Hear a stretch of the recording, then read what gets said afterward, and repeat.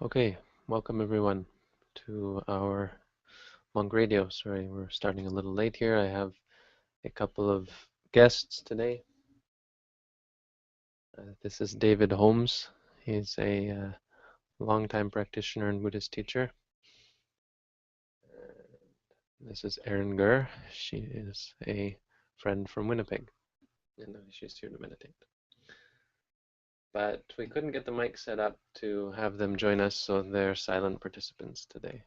And try to figure out something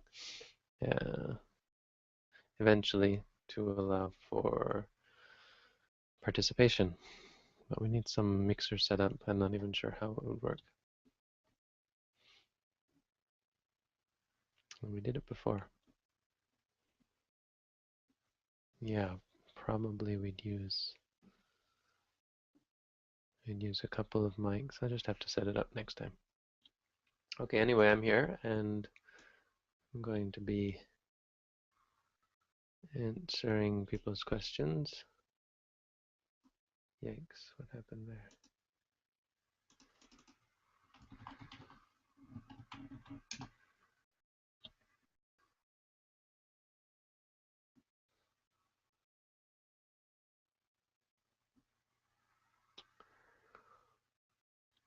I don't know if that's the one.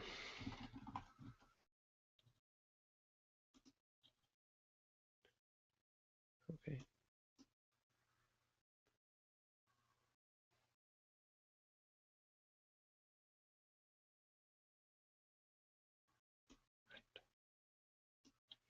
Sorry, just trying to figure this out here. All right, so we have lots of questions. Thank you everyone for your keen interest in Buddhism. And last week we went an hour, and that seemed like just the right amount of time because we still managed to get quite a few questions in. So I'm going to try for an hour this time. We started a little late, so I'll go until 10 after 6, and then I'll be quitting for the day. Okay, and we will be recording these videos one by one and posting them on YouTube. So let's hope it all works out. If you want to ask questions, go to radio.sirimangalo.org. If you want to just watch or you want to post comments about this video, like you can't hear me or good to see you or so on and so on, then go to YouTube. And no, that wasn't it.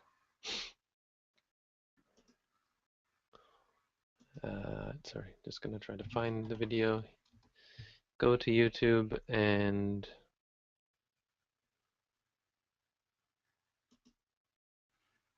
to ask questions, go to radio.yikes and find the comments. Right, okay.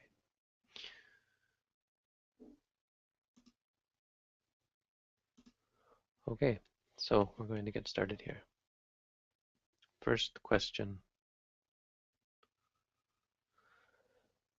Hello.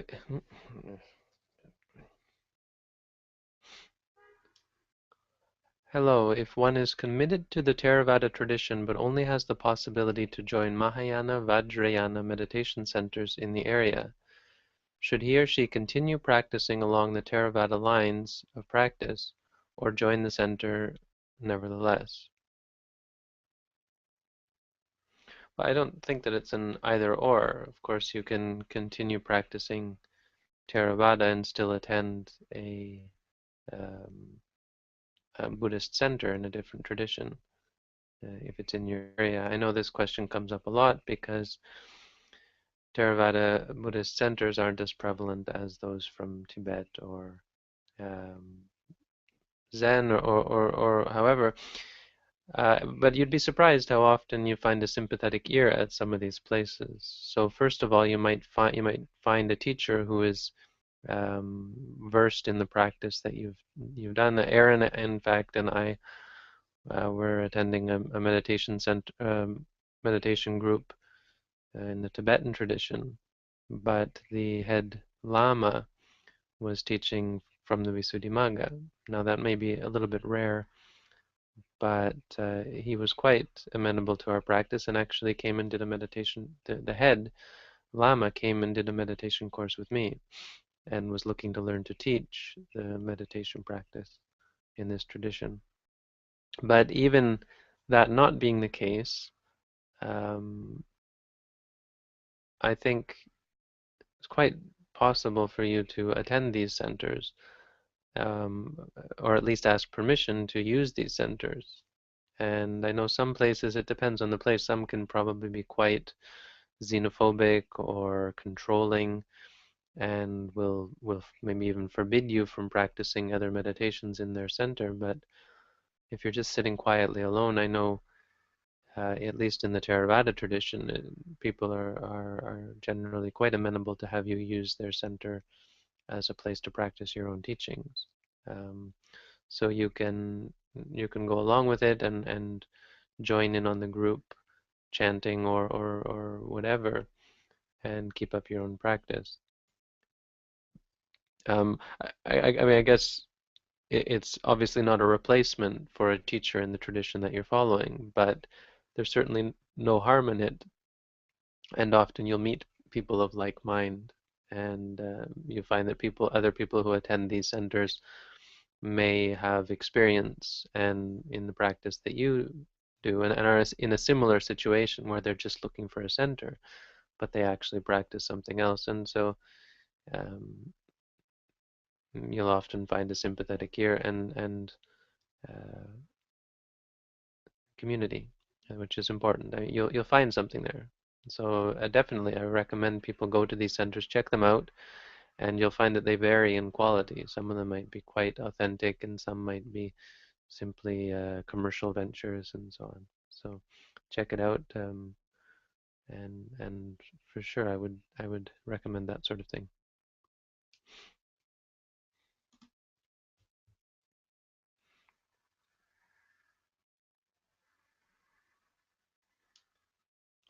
How would someone go about getting you to formally be their teacher? What would that entail? Yeah, I get this from time to time. How to take you on as my teacher, even though I live thousands of kilometers away. I tried doing some online courses for a while. I mean, practically speaking, there's not that much I can do for people who aren't in my immediate vicinity. So the obvious answer is, well, if you want someone to be their teacher, you should go to them. And I always think back to this movie, King of American Shaolin, about this guy who goes, when I was younger, I saw it was an 80s movie, I think. Um, and he goes to the Shaolin monastery in China, I think, and they make him sit out in the courtyard, kind of like Fight Club, which was a 90s movie, I think. They make him sit out in the courtyard, and they don't let him in, and so he sits out in the courtyard and he waits, and he spends like days out there in the rain and until they finally let him in. And I always think back to, well, that maybe that's sometimes how hard it can be to get into a meditation center and find a teacher. That it may not be easy, and sometimes expecting it to be easy, or it just may not be possible to find a teacher um, in your immediate vicinity, or be able to stay at home and find a teacher. I mean, when I was looking for a teacher, I got on a plane and flew to Thailand and just started wandering and finally found the place where I began to practice. So, practically speaking, there's not much that can be done, and so, but this is a different question. People often want to feel somehow that they formally have a teacher, and that's, um, I mean, it's very traditional and ritualistic, and I kind of shy away from the labels that it involves and entails. But in our tradition, it is common to take a teacher, and they have a whole ceremony for asking someone to, not just to be your teacher, but asking for the meditation training. It's called Kunkamadhan, which means entering into the meditation, the state of being a meditator, entering the meditation practice. So we can do that, but again, not something you do over the internet, for example. So I guess I'm going to go out on a limb, or go out and go ahead and say that you'd have to come here if you want me to take. You want to take me or anyone as your teacher. The thing to do is to find that person in person, visit them, at the very least visit them and have a ceremony. I mean, that would maybe be something to do. Come, do a ceremony, and then give you some basic tips, pointers, instruction on meditation, and then you can go home and continue practice, and then like I know you, and then I can have an excuse to say, well, this person I've met, so when they send me emails, I will respond to them, because otherwise I don't respond to all email requests and inquiries into practice because it's just too much. So that would be something. That would be a step. Come, meet, and we can even do an opening ceremony to give you the meditation practice formally. That would be it.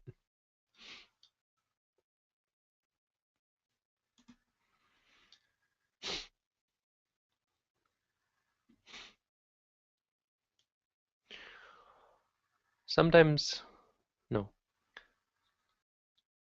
no. Is there anything outside samsara? If everything has a cause, does samsara have it too? How does one first come into samsara? I have three questions here. We'll answer them individually.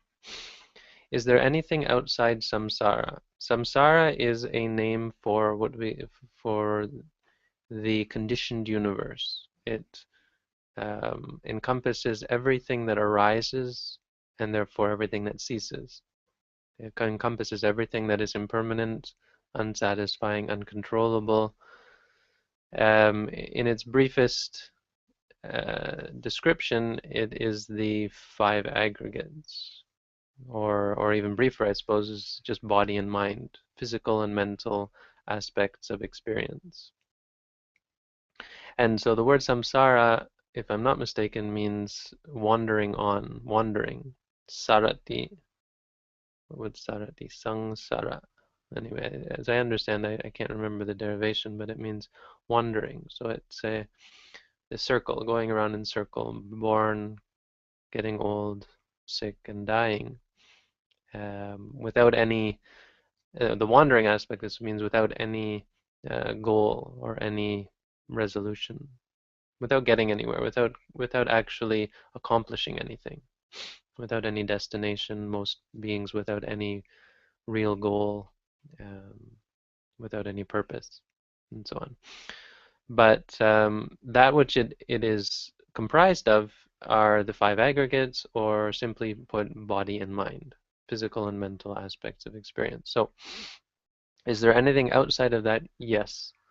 There are two things, I think you could say there are two things that are outside of that. One, things that don't exist. Concepts. Concepts are not a part of samsara. I don't think you could call them a part of samsara because they're not real. They don't exist. A concept, the chair, doesn't exist. Monk. Monk is not something that exists. It's the object, or it's the substance of a thought, of a recognition that arises. It's just a word. The actual chair, the actual monk doesn't exist in reality. So I say that would be one thing you could argue isn't a part of samsara, but it may be anyway. Whatever. More importantly, the one thing that they say that is outside of samsara because it's unconditioned, because it's satisfying, controllable. No, sorry, because sorry, because it's permanent and satisfying. It's still uncontrollable, but it's permanent and satisfying. So I made a mistake there in the beginning. I said samsara encompasses everything that is uncontrollable. It doesn't. There's one extra thing that is uncontrollable outside of samsara. Sabe Dhamma Anatta, all Dhammas, including Nibbana or Nirvana, are non-self, are uncontrollable. So the one thing that is really and truly outside of samsara is Nibbana or Nirvana, because it's unconditioned, it doesn't arise, it doesn't cease, it isn't born, it doesn't die. It's uh, permanent and satisfying. And so that's the one thing outside of samsara. If everything has a cause, so okay, not everything has a cause because Nibbana doesn't have a cause, and yeah, because Nibbana doesn't have a cause. Does samsara have a cause? Okay, so here's where we have to say that actually samsara doesn't exist. It's a concept. It's the name of that we have for the process. But the process is actually made up of building blocks, and those building blocks actually exist. Those are the things that have causes. So I think you could say concepts, technically speaking, don't have a cause, because by the word cause you mean something that causes it to arise, and concepts do not arise. A concept is something that doesn't exist. Uh, it's a illusion, or you could say it exists but not in ultimate reality. So it has a cause in a conventional sense, but in reality is uncaused, I would think. I mean, these are all technical words, and I'm probably saying probably the technical answer is a bit different, but there is a distinction to be made. So when you conflate these and you don't make this distinction, you start to say, well, everything has a cause. Does samsara have as well? And you're talking about two different things. In Buddhism, those things that have a cause are the five aggregates, the physical and mental aspects of experience. They are causally formed. And so that's what we focus on. Now, samsara is just a name for all of that. Um, so the third question, how does one first come into samsara? The implication is that it has a cause. There was something before it, which is one of those questions not answered in Buddhism. And you can disregard it simply because it's meaningless, purposeless. It's in the past. But it seems also to be potentially unanswerable or improper as a question, because it relies on the idea that time is linear, the idea that the past actually somehow exists, or the idea that things are that the past is the cause of everything, and so on. In Buddhism, we don't start with the past, we start with the present, and the present is creating the past and bringing about the future. But we take the present as our base, kind of like ripples in a pool of water. Everything, the past and the future, expand out from the present moment, which actually may be supported somehow by things like quantum physics, which seems to suggest that the future can actually affect the past, or seems to not suggest, but has the potential to show. One of the answers is to show that the future can actually affect the past, which is really strange, but would explain the ability to predict the future, see the future, and that kind of thing.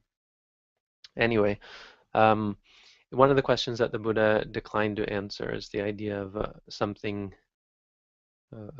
how one came into what was before samsara, or so on, that kind of thing.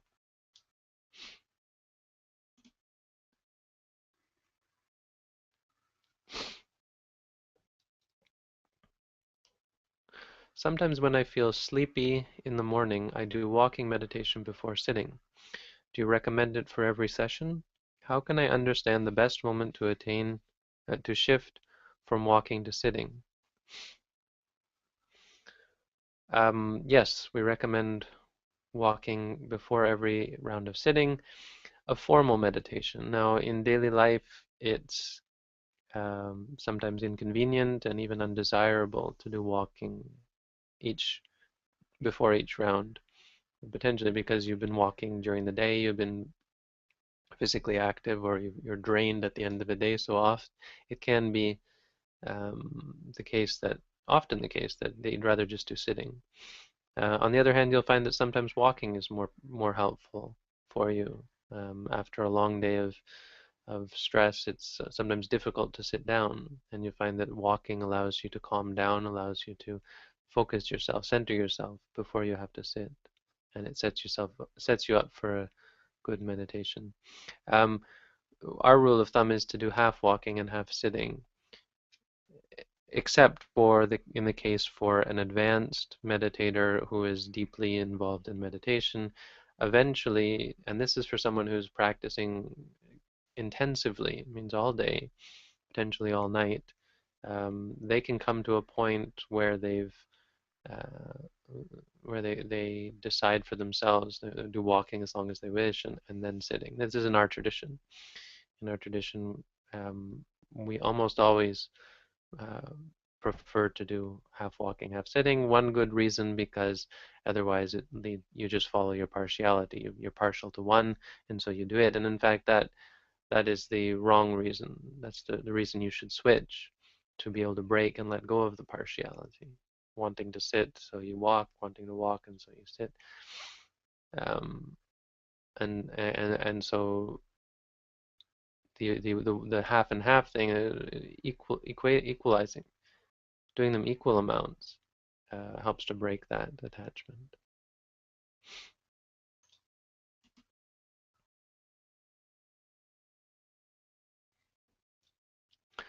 Bhante, is it useful to have prior knowledge about the 16 vipassana jnana when doing vipassana, or is it better to discover them accidentally as you meditate? By accident. Not exactly by accident, but I know what you mean.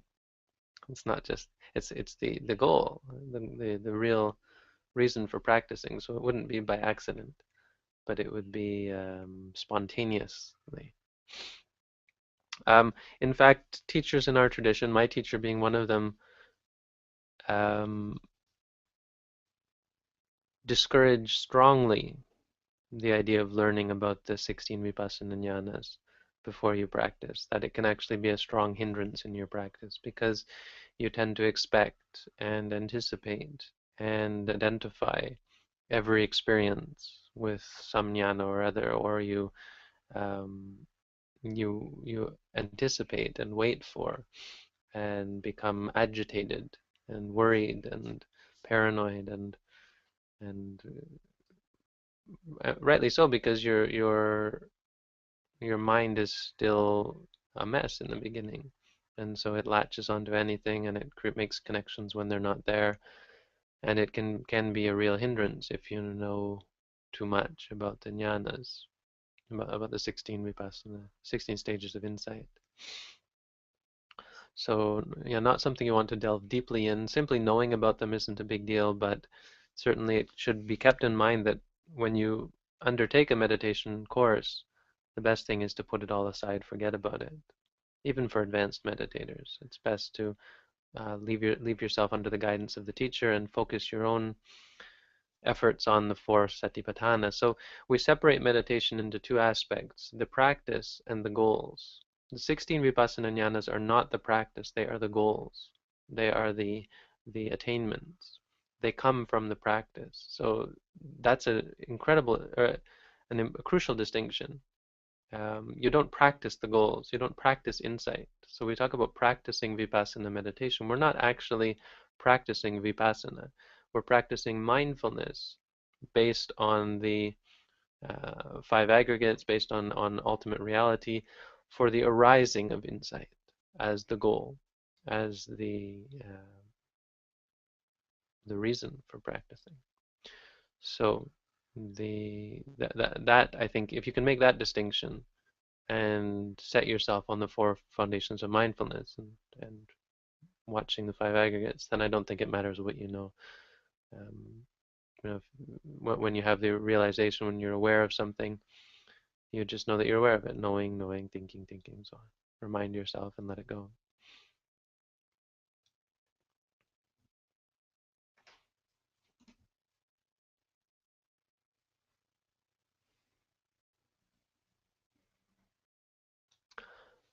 How can one know what actions, thoughts are wholesome or unwholesome when all definitions and grounds for morality are quite individual and relative.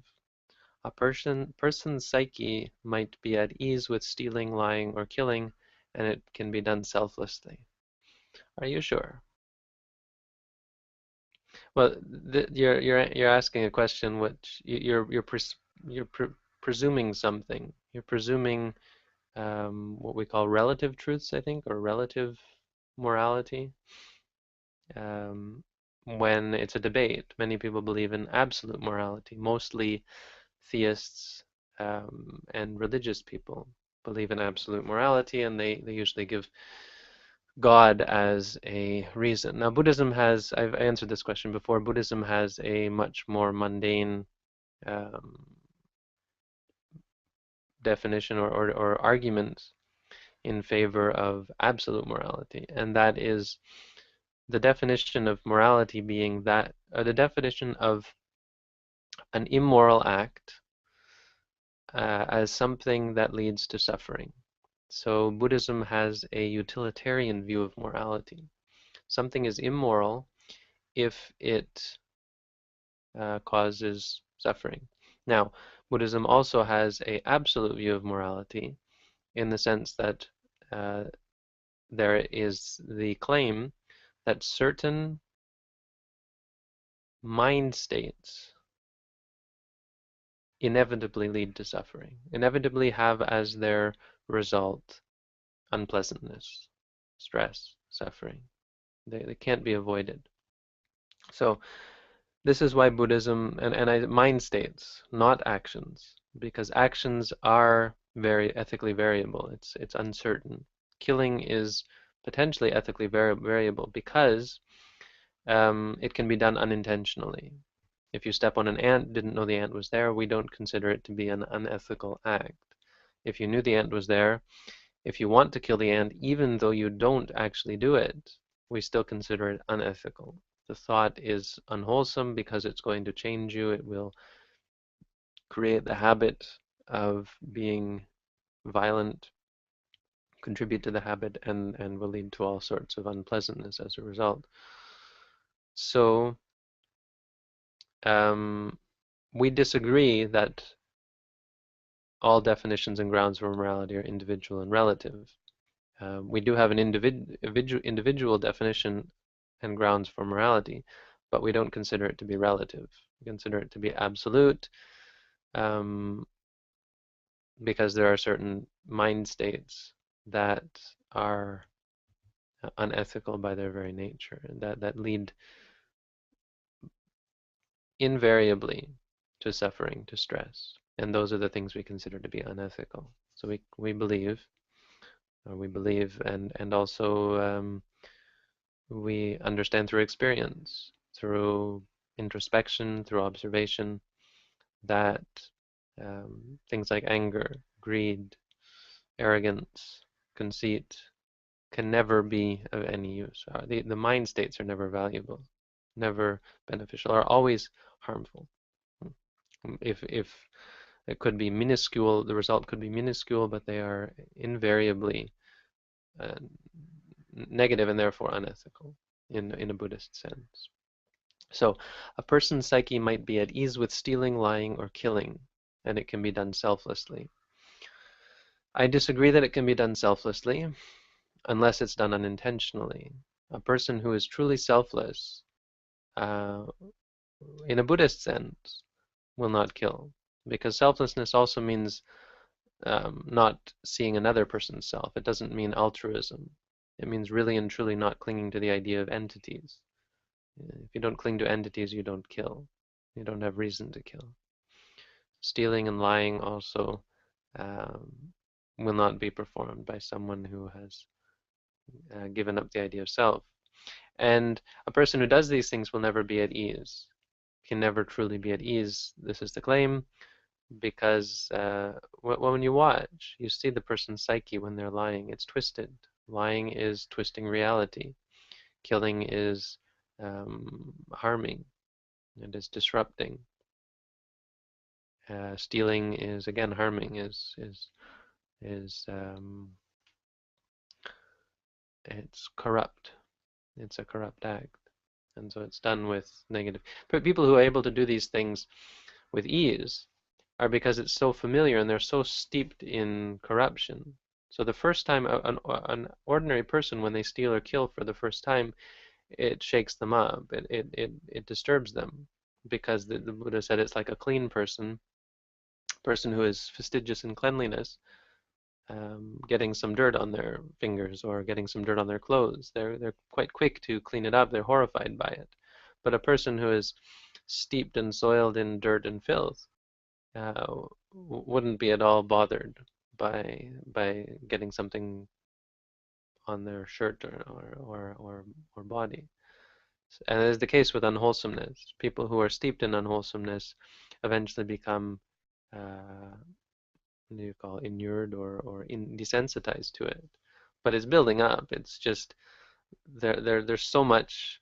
It's like there's so much salt in the ocean. If you drop a bit of salt, you don't notice it.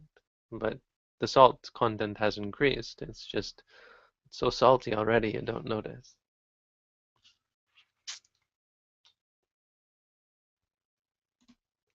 Oops, wrong one. Undo, undo. Wrong one.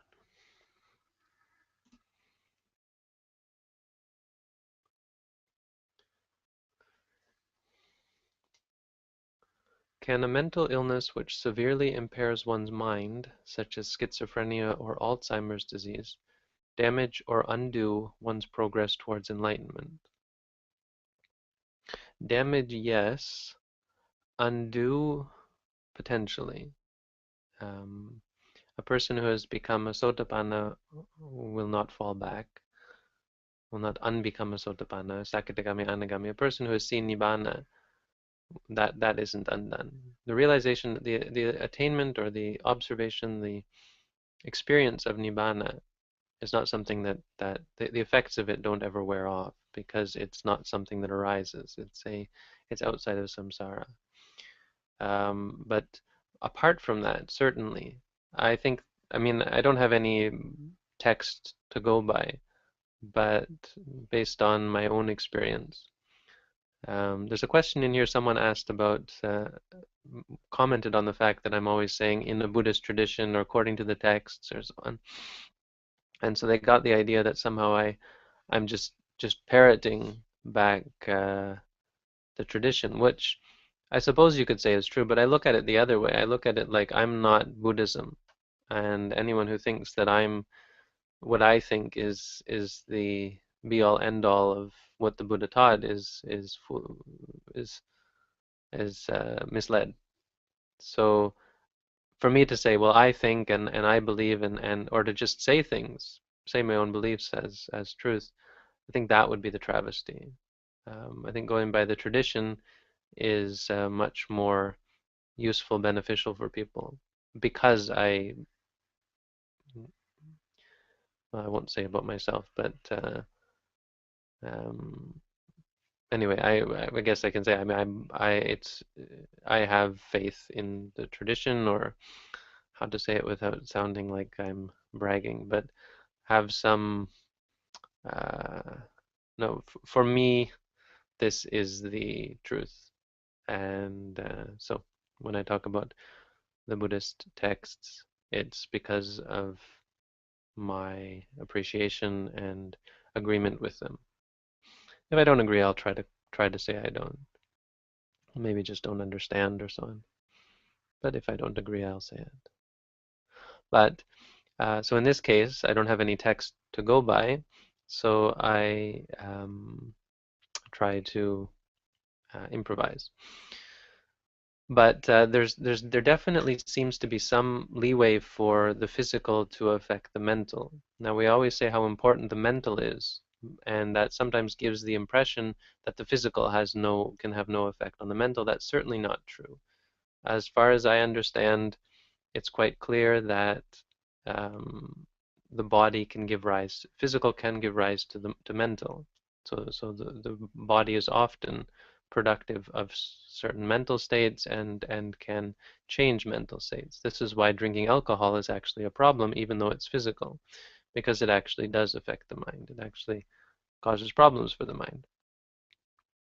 So the idea that these states can get in the way and can actually be supportive in the creation of unwholesomeness, I think you have a strong case for that. Now, they aren't enough in and of themselves to give rise to unwholesomeness because that takes the mind, but they can certainly trigger unwholesomeness that is already present, what we call anusaya. Anusaya means latent tendencies that are triggered by stimuli. So schizophrenia, Alzheimer's disease, these would be triggers. And for a person who's not already enlightened, they would be quite damaging to the person's practice or inhibiting. They would definitely impair one's practice. Certainly, it's not the case that everyone has the ability to practice. That being said, it doesn't mean that these people can't practice. It just means it will be harder for them, and they shouldn't expect to have an easy go at it. I don't know if someone with standard classic textbook schizophrenia can become enlightened. I don't know that. I do believe that it's going to be more difficult for them. They have positives on their side. There many schizophrenics, I would say, are desperate, not desperate, but are looking for something, as are many of us. Whereas an ordinary person might not and might be complacent in a way that a schizophrenic might not. So there's something.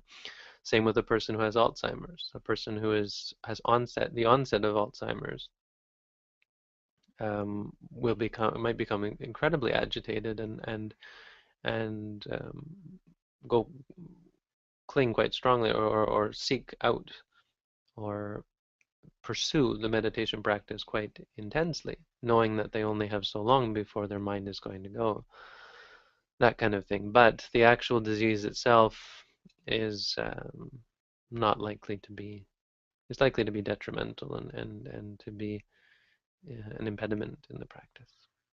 How much? I mean, it's an interesting thing. It's something that we should experiment with. Certainly, these are the sort of people who could definitely, definitely benefit from the practice.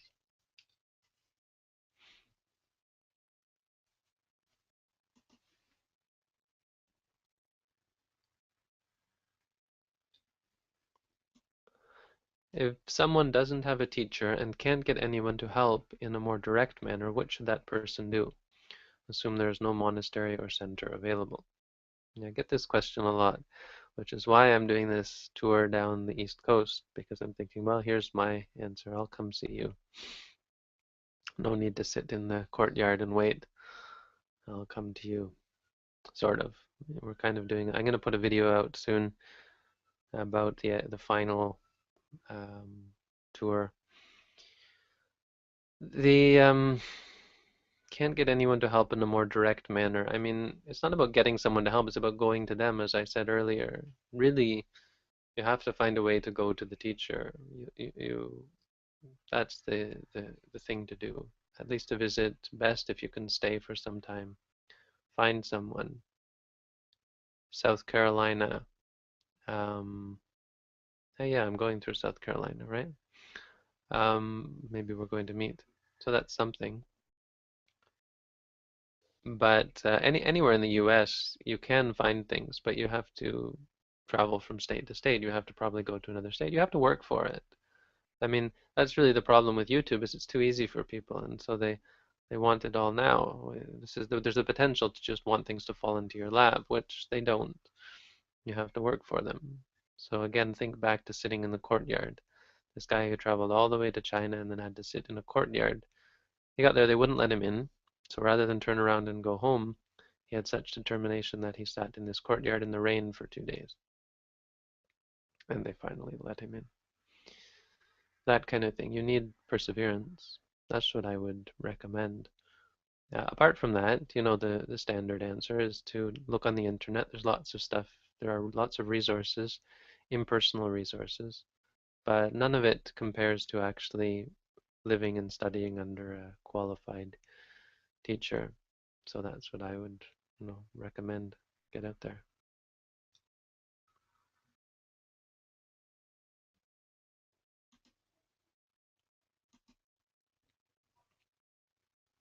Okay, I'm just going to take a brief break to look at the comments, which are not updating.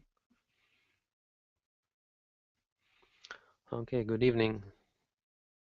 Yeah, the Dhammapada verses, I'm going to have to get back to that. I've been busy this week. I was helping a monk with his computer, and I just got back this afternoon. Um, but yeah, this next week, I should be doing another Dhammapada video.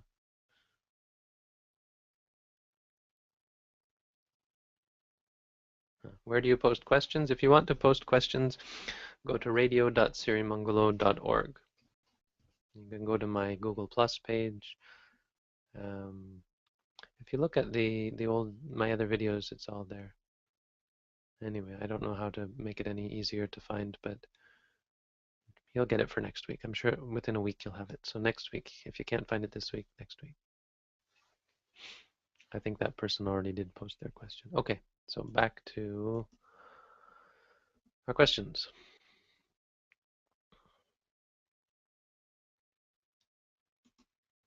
How to deal with swallowing during meditation? It's a good question. Seems simple enough, but it can be quite a distraction. It happens to be something that comes up with meditators often. And then you get concerned about your swallowing and it makes you worried, and then worrying causes you to swallow more, and that's one of these things that actually can snowball. A simple answer is just be mindful of it. With all of these things, convince yourself that there's no problem with it. It's not wrong to swallow. It's not wrong for these things to come up. There's no problem with them. When you do that, you'll find it less of a distraction. The key is that you can meditate on anything, in any position, and people don't. Well, we're quite good at forgetting that. Even those of us who have been indoctrinated and instructed in the practice, we forget and we think, well, what do I do with this? Not realizing that just be mindful of it, because what it's teaching you is non-self. You don't want to swallow. You say, what can I do about it? And the meaning behind that is how can I make it stop? How can I deal with this situation, and how can I fix the situation? I mean, often that's the case. People want to fix the situation. That being the case, it's the wrong attitude, and the right attitude is to simply be mindful and objective about it. And that's what it will teach you, is you see that it's not actually you swallowing. It's a product of causes and conditions, and it comes and then it goes, and that's it. There's nothing to do about it except let go of it, reject it, stop clinging to it.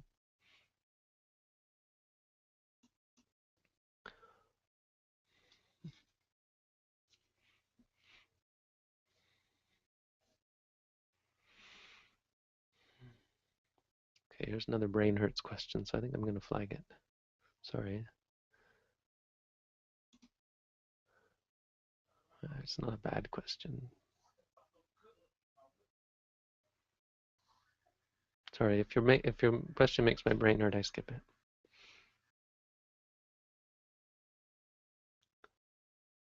And you may look at it and you think that's not a tough question, but well, I've had a long day.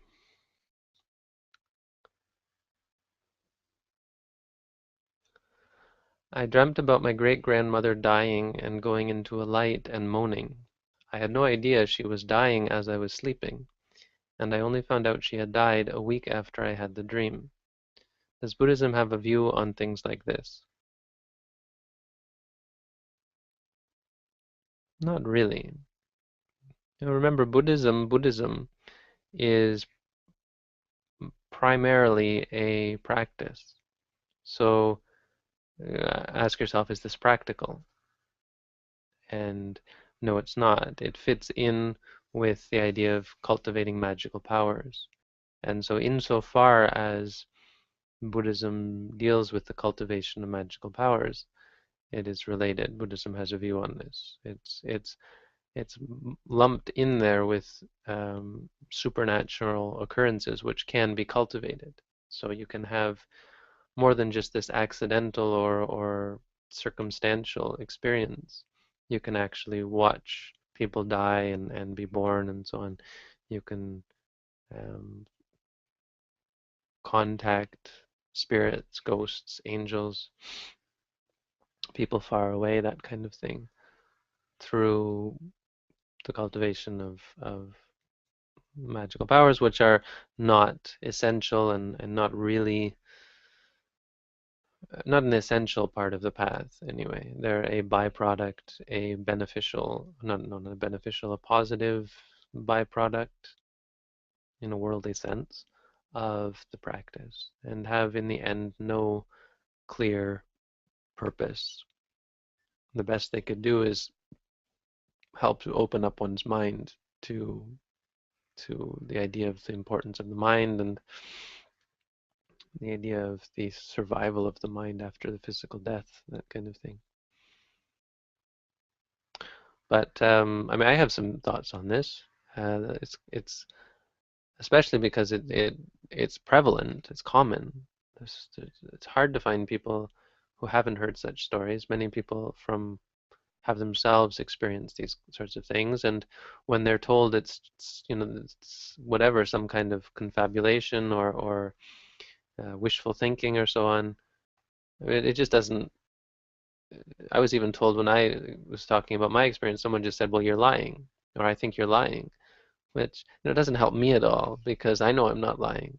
And then when you have thousands or hundreds and thousands of these stories, near-death experiences, experiences of people who have died or dying, it's common and quite common for it to be the case where the person who's having the experience had no idea that the person was dying, didn't even know the person was sick in some cases.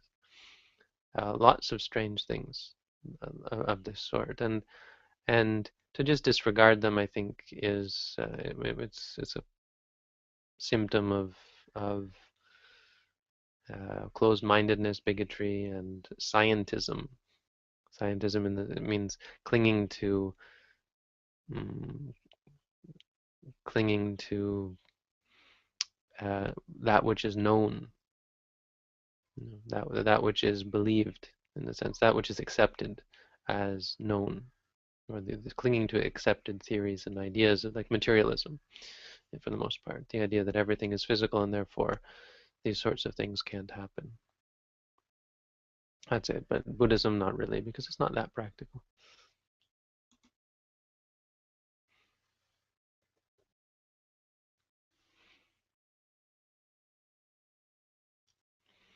When I sit and say to myself sitting, I have to do a quick body scan, at least of my legs and spine, in order to really know that I'm indeed sitting. Isn't that quick body scan somewhat contrary to a one-pointed mind? Is one label really enough? You don't really have to do that. I would say it's not really the object or not exactly proper meditation. It's much more forceful. You could in the beginning, and you could say that it's at least calming the mind down or focusing the mind. Because remember, none of that's wrong in tranquility meditation. If your purpose is simply to calm the mind, you can force it, push it, knead it, mold it uh, into shape.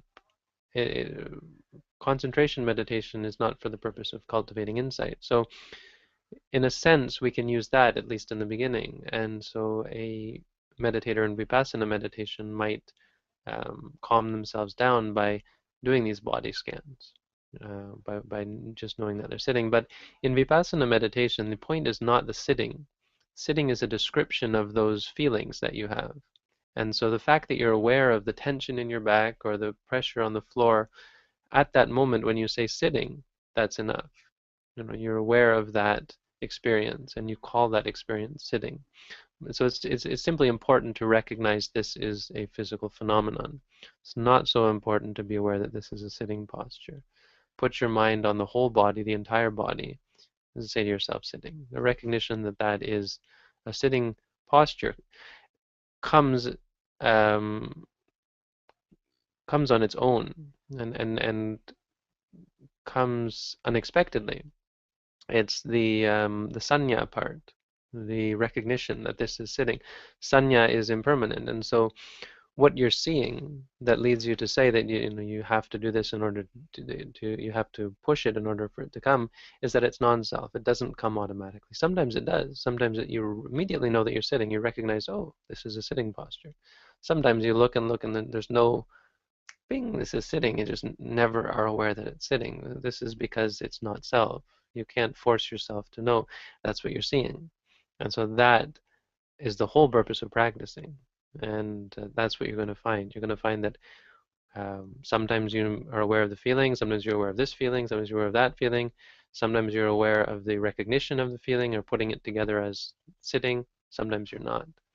And that's the point of the practice, not to perfect it. You see, this is key, and this I did a video on this that I think is most important, one that we should emphasize again and again, that this is often meditators, very often, you come to the conclusion that they're practicing incorrectly or they're unable to practice because, specifically because they're seeing what we want them to see. They're seeing impermanence, they're seeing suffering, they're seeing non-self. So I would say much more important is the practice than perfecting it. Perfecting it's not going to happen, not in insight meditation. So I'd like to say, great, we have 46 viewers. I think this is a record, or it's up there anyway. Welcome, everyone. Good to see you all here. We're almost done. I've got about 10 minutes left, and then I'm going to call it quits.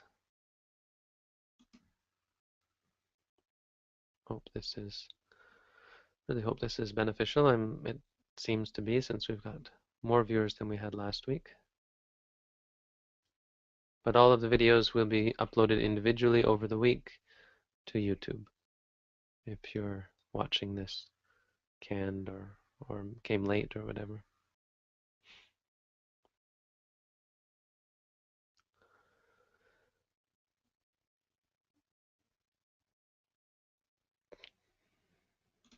I'm not going to answer it.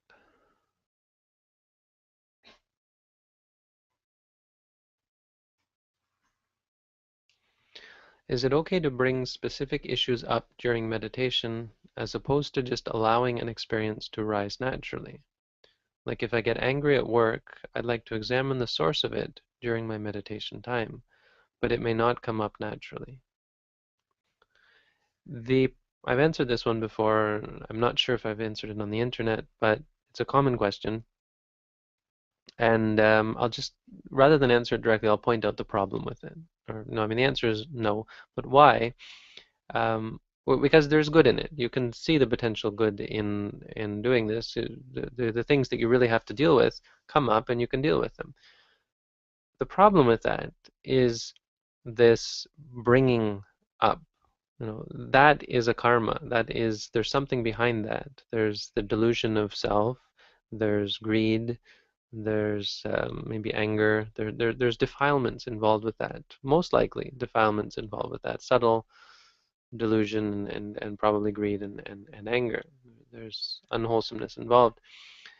And you're cultivating that. Every time you bring something up, you're cultivating the idea of self, the idea that you have the power to bring this up. And that eventually becomes a view and um, it corrupts. So it's one of those practices that you would say is black and white karma because it's doing something good, but it has a bad result as well. And so no, we don't do that. Ideally, and sometimes you can make exceptions. There are exceptions you could see if you don't have enough time, if there could be a reason for accepting the bad the need or it not being bad karma because there's some extenuating circumstances that require it. Often a teacher will bring things up for students, will uh, prod the student into experiencing something that they're avoiding, for example. Um, but for the most part, we try to be patient, and because we're trying to cultivate objectivity, we have to be objective about the states that arise. That's important, and so as a result, pushing something to come up is problematic.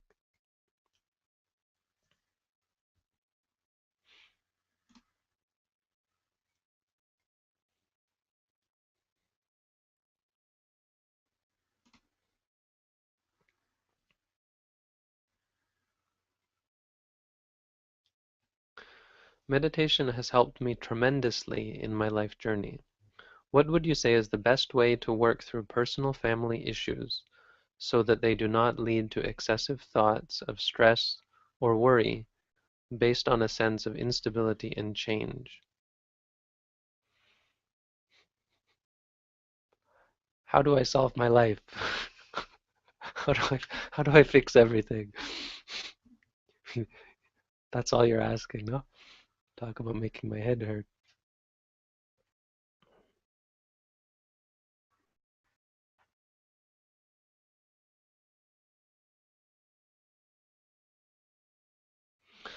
Why are we born to the people we're born to? Why do we have the parents we have, the siblings we have, children we have, friends we have? There's a lot involved here. There's a backstory. So the idea that there would be some answer that I could give over YouTube that would fix all of that, this incredibly complex, spanning countless lifetimes, the backstory behind your family problems, what seemed like just family problems, the backstory behind them, make that question a little bit difficult to answer, to say the least.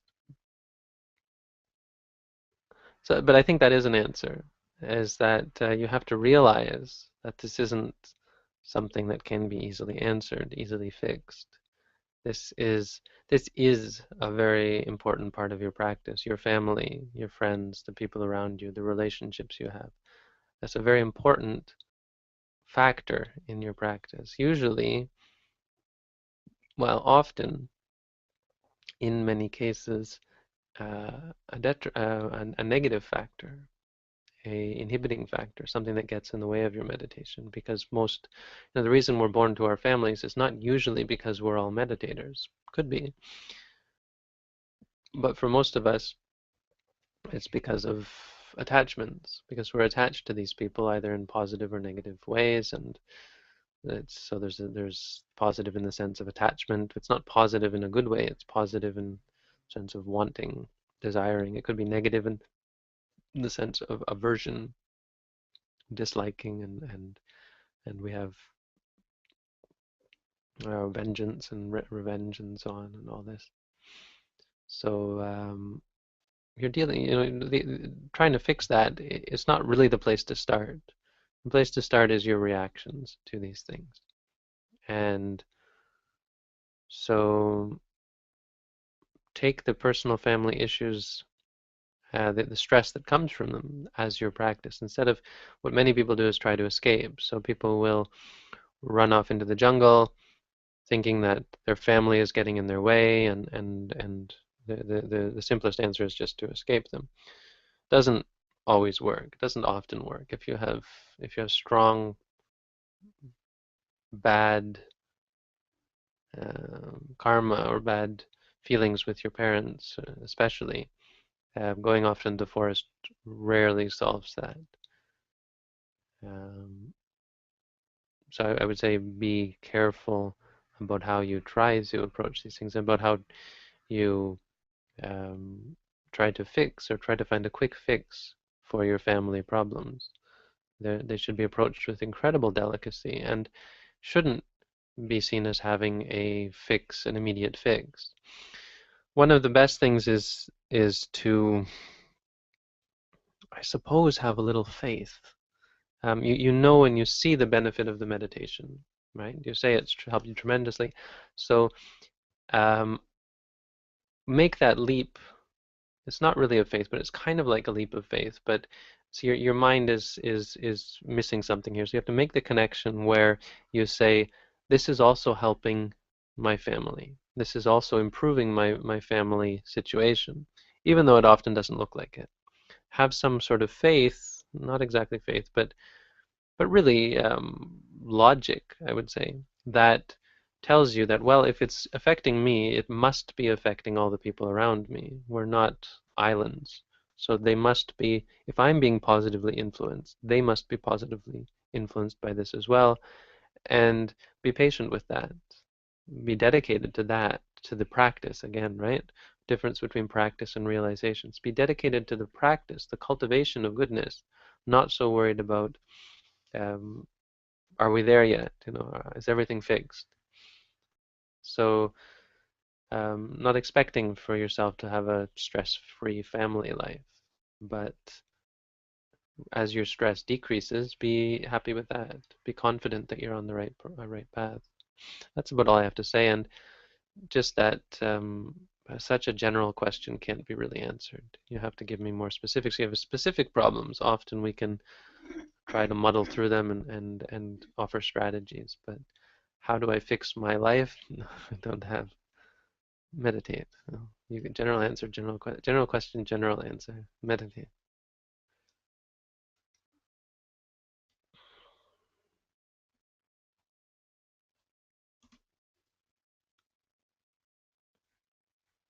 Okay, last question, I think. Bante, for those of us who live in areas that have never had a Buddhist monastic presence, what is important to know when meeting, greeting, interacting with a bhikkhu or bhikkhuni? Also, what is meant when people say sadhu, sadhu, sadhu? See, easy question. Okay, how to deal with bhikkhus, bhikkhunis? Don't call them bhikkhu. I've had people call me bhikkhu. You can call me you can call them what you like, but it's like saying monk. Excuse me, monk? You don't say that. Well, this is just etiquette. It's not that they'll be necessarily offended, but there's etiquette for you. You don't just as you wouldn't say, "Hey monk," don't say, "Hey bhikkhu." You can call them Bante or Aya, Aye. Aye, you would be the correct, I think, which is the female. Budday, actually, Budday would be more proper, but they don't seem to use that, or they do actually, but nowadays they don't. But in the texts, it seems like Bante and Budday. Budday was the female, but they seem to the Bhikkhunis seem to prefer Aya or Aye.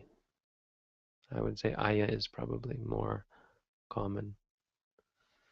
So find out. Venerable also work. Um, just like you would call a priest father, right? Even if you're not particularly religious, out of respect and deference. You call a doctor doctor, you call a priest father, you call a monk venerable or something like that. You know? Even if you don't respect them, it's a courtesy, it's etiquette. So that's something. Um, don't try to get too close or friendly to them. The reason we've ordained is to get away, is to be in solitude, to have the time to ourselves. So trying to be buddy buddy with a monk and thinking of yourself as buddies or something like that. If you're not a monk, it's like an ordinary person and a soldier. The soldier has to remain aloof and has to have some separate some seclusion.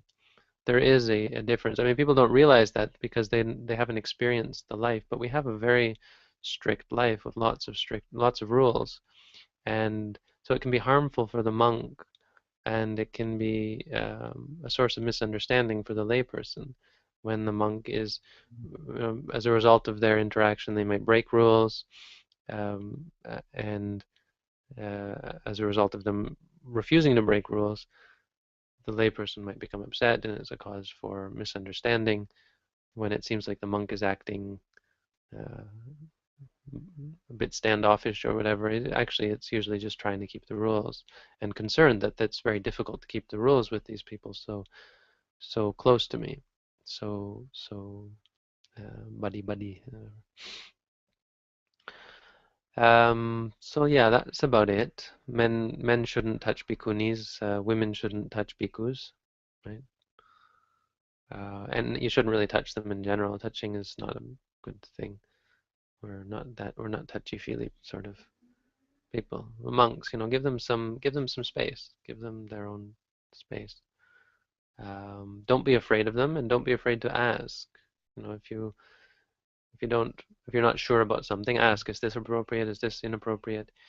Most bhikkhus and bhikkhunis like to be asked, like to have people ask questions. It's not really a greed thing. It's just they're bursting with knowledge and practice and quite willing to answer people's questions. So ask them lots of questions. It's a good thing. It's a good way to disfigure if they're a real monk or a real bhikkhu or bhikkhuni, because if they get angry at you, then you know what they're like. If they brush you off, if they give you silly answers, if a monk is very buddy with you, then you should know that they are not really dedicated to their practice. If they just want to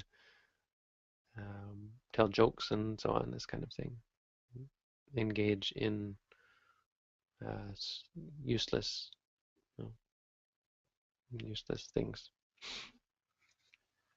What does sadhu? Sadhu means it's good. So it's an appreciate. It's a expression of appreciation. When you appreciate something someone has done, when you appreciate something someone has said, or when you appreciate a good deed, this is what we say. We say sadhu. We say it 3 times. It's just a tradition. Okay, so that's it. That's my hour. I hope it's been a benefit. That somebody out there has had question answered, knowledge arisen. You know, it's not much, but what can I say? This isn't the only thing I do. So thank you all for joining. I was thinking, I forgot tonight, but I was thinking we might start the session off, especially now that we have 51 viewers. That's great. Start the session off with taking the 5 precepts. You don't have to join, of course, but I think some people out there would like to. And so I think that would be a good way to start. We maybe pay respect to the Buddha first and then uh, take the 5 precepts. That would be a good way to start off. So maybe next week, if I remember, that's how we'll start. And we have a page that I can give the link to. It's actually on the radio page, I think. There's the link, and that directs you to, yeah, if you look under resources, there's our chanting page, and that has 5 and 8 precepts. So thank you. It's been good. Have a good day. Wishing you all the best, and see you all next time. Be well.